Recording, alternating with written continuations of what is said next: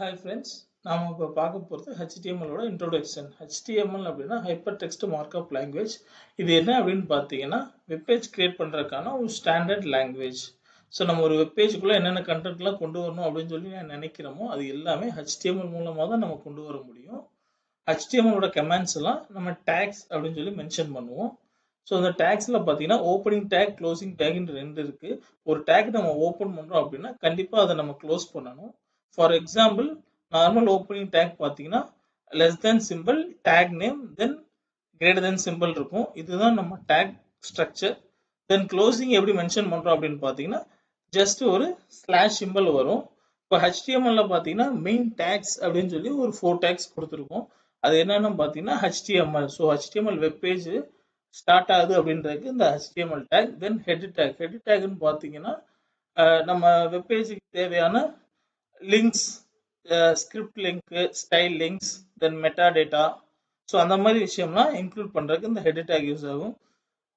Title tag பார்த்தீங்க அப்படின்னா நம்ம வெப்சைட்டுக்கு என்ன நேம் கொடுக்குறோம் அப்படின்றது அந்த டைட்டில் டேக்ல வரும். தென் பாடி, ஸோ வெப்சைட்டில் நம்ம டிஸ்பிளே பண்ணுற டேட்டா எல்லாமே இந்த டேக்ல தான் வரும்.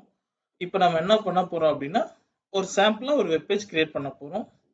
அதுக்கு பார்த்தீங்கன்னா ஒரு சப்ளைம் எடிட்டர் நான் ஓப்பன் பண்ணுறேன். இதில் ஃபர்ஸ்ட் பார்த்தீங்கன்னா HTMLன்ற டேக் தான் வரும்.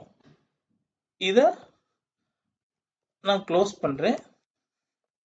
தென் இதுக்குள்ள ஹெட் டேக் ஓப்பன் பண்ணி தென் அதையும் நான் க்ளோஸ் பண்ணி மேக்ஸிமம் நீங்கள் எப்போ ஒரு டேக் ஓப்பன் பண்ணாலும் அதை அட் அ டைம் க்ளோஸ் பண்ணிட்டு தென் அதுக்குள்ளே நீங்கள் இன்ஃபர்மேஷன் எதுவும் டைப் பண்ண வேண்டியது இருந்துச்சுன்னா பண்ணுங்க. ஏன்னா அதுதான் உங்களுக்கு ஈஸியான ஒரு ப்ராக்டிஸாக இருக்கும். இப்போ ஹெட்டுக்குள்ளே பார்த்தீங்கன்னா டைட்டில் டேக் இன்க்ளூட் பண்ணுறேன்.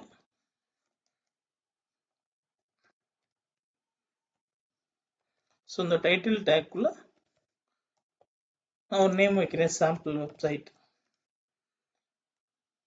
ஸோ இந்த டைட்டில் என்ன வைக்கிறோமோ அதுதான் நம்ம வெப்பேஜோட டாப்ல டிஸ்பிளே ஆகும்.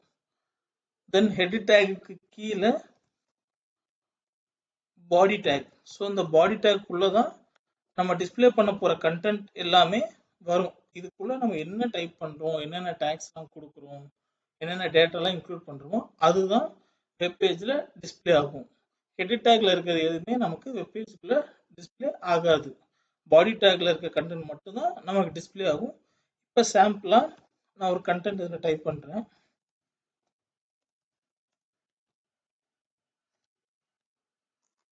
வெல்கம் டு மை வெப்சைட் அப்படின்னு நான் டைப் பண்ணிட்டேன். இப்போ இதை நான் சேவ் பண்ண போறேன்.